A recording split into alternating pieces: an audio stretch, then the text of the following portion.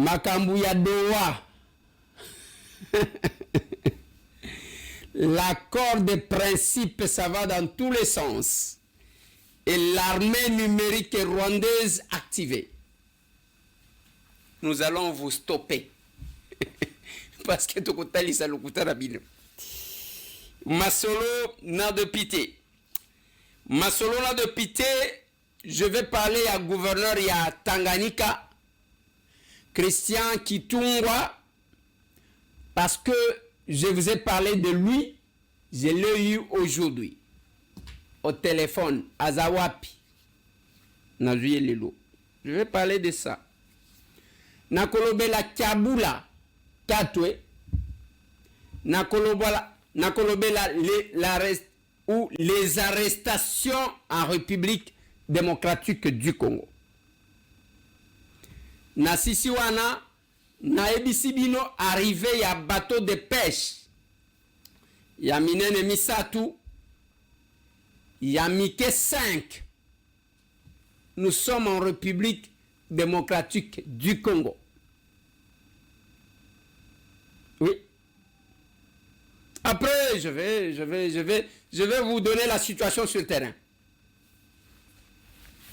Eh bien voilà.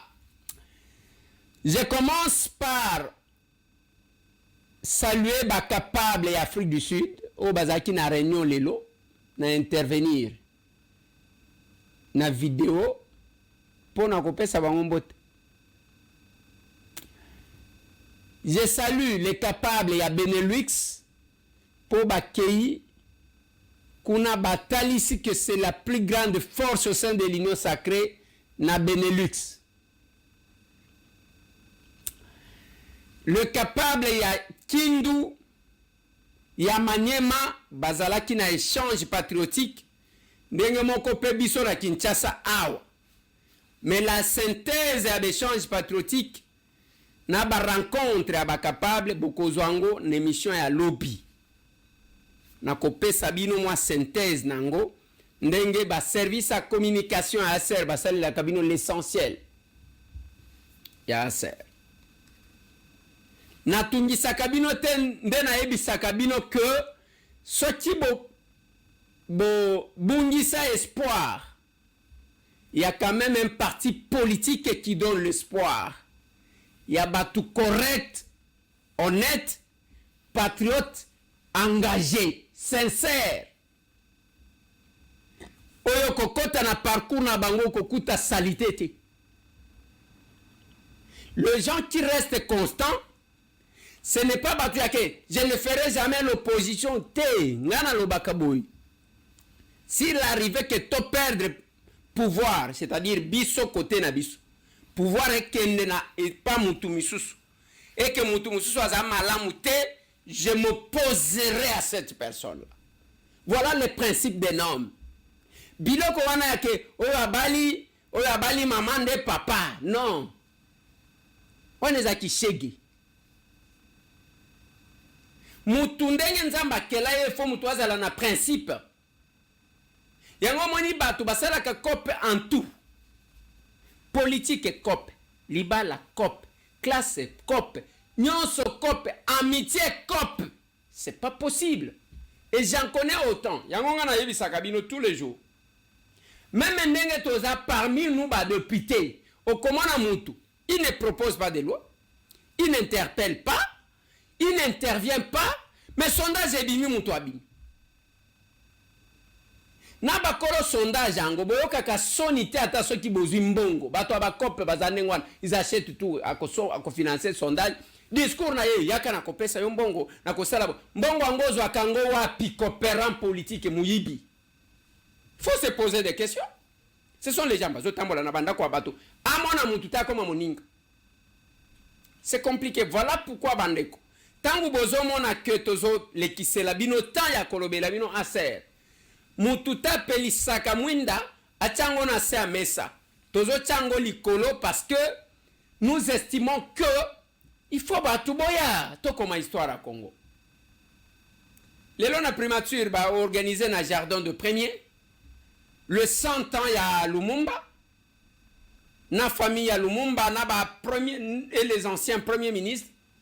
Mais l'essentiel n'est pas de participer dans des fêtes.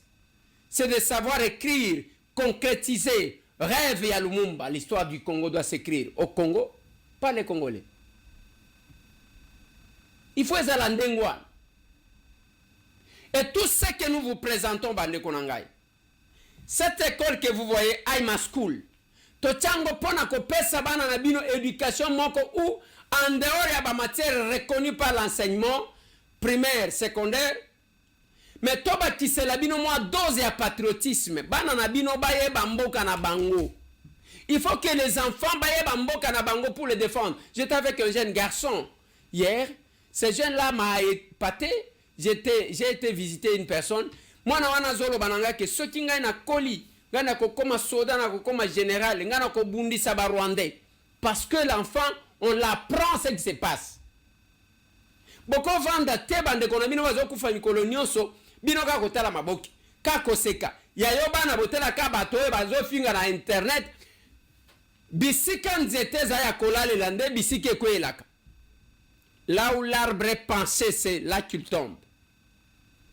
Mais bino siko, tout ce que vous regardez dans la maison, c'est ça. Okuta, on a téléphone. Et vous ne suivez que ça. Otolinga makamba politique. Ici, il n'y a pas question de la politique. À Goma, ezala bao bazaki actif na politique. Ezala bao bazaki activité. Les lobes unions sont en débandade. Ba homme d'affaires va perdre biloko. Et le pillage ne fait que se faire. Tout ce temps, quand vous avez bâtir des sommations, ezaki pambate. Ezaki pambate bande konangai. Ezaki juste que bazaki koluka comment évacuer biloko mususu ya koiba. J'ai vu cette image bakotie la bino. Bato bazolo kota salité. Mutu moko alati toge. Toge ezali kolakisa droit et la justice. Mais tangu azo kende nango momemi poubelle. C'est le message que Batouana Bazole qui sait que nous sommes dans un état de non-droit.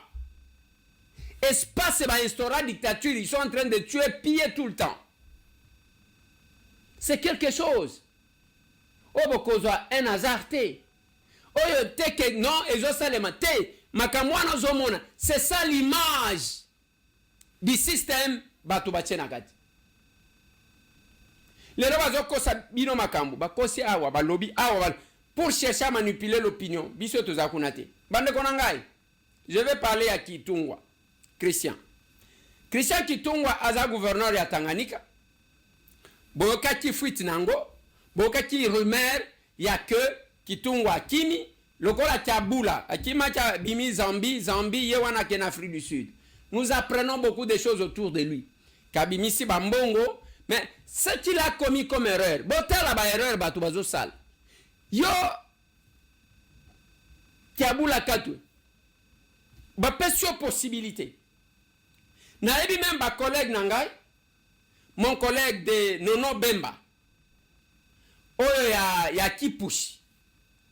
Aboya lobake nazo bima na union sacrée parce qu'on a maintenu Kabula à la tête de la province ya Okatanga parce qu'azamu toazo sale le côté. Les chefs de l'État caissent des coups pour vous mettre là. Si ozobo sana nyonso na ba bomengo nyonso ozwa banda ku nyonso ba quartier mibimba otonga obimika ko sali bêtise yo wanoki même l'argent ba miongo kimi otiena ba compte en Afrique du Sud okende ko vanda l'État congolais capable de demander des poursuites, on va bloquer ça. Il y a cette possibilité. Deuxième possibilité, okoliango éternellement te. Mais vous exposez vos efforts, ndenge bananga na bakabila ba exposer ba effort na bango likolo ya lokoso. Tous ces gens qui parlaient na Brésil, boyoki ke Jair, oyazala ki président ya Brésil. Alinga kia kima pona ko préparer un coup d'état. Ndenge tozolo baboye, aza sous bracelet électronique. Un ancien chef d'état. Ndenge moko tozana Kabila oyo que personne na lobby personne aucun pays babenga ye pour jouer à la médiation pour la paix parce que bayebi ezana ba CIA ba FBI ba service américain ba service de renseignement ya ba pays mususu bayebi qui est la personne pendant que d'autres personnes rêvent, bazomona ye mutu malamu, bazomona attaque kata conflit ya quartier dans le monde ou en Afrique. Bon si bomona ba bengiye. Alors qu'un ancien chef d'État abimanetiye bande konanga akokati kozala mutu yake bazo yako puiser sagesse. Bazo solliciter de gauche à droite. Mais tous ces gens qui chantent ici, pona nini kaka binonde bomona ke malamu mais monde bomona ke malamu te. C'est une question. C'est une question. C'est vraiment une question. C'est vraiment une question. Le malheur de Félix Antoine Tshisekedi, Ezakoloba, Azoloba même na ba mindeleke. Pourquoi vous ne voulez pas parler de Kagame qui massacre, qui a massacré, qui massacre en République démocratique du Congo? La version. Wanazo Solona Mundeli. Mais pourquoi vous ne le faites pas en Afrique? Pourquoi vous ne dites pas que Kagame ne soit plus président au Rwanda? Parce qu'il massacre des Congolais, lui au moins c'est prouvé. Mais faites la même chose et on sera quitte. Oui. Voilà. L'invasion de l'Ukraine est prouvée aussi. Je ne pense pas qu'on puisse douter de ce qui s'est passé en Ukraine. Voilà, oui, mais là aussi, Poutine a des raisons.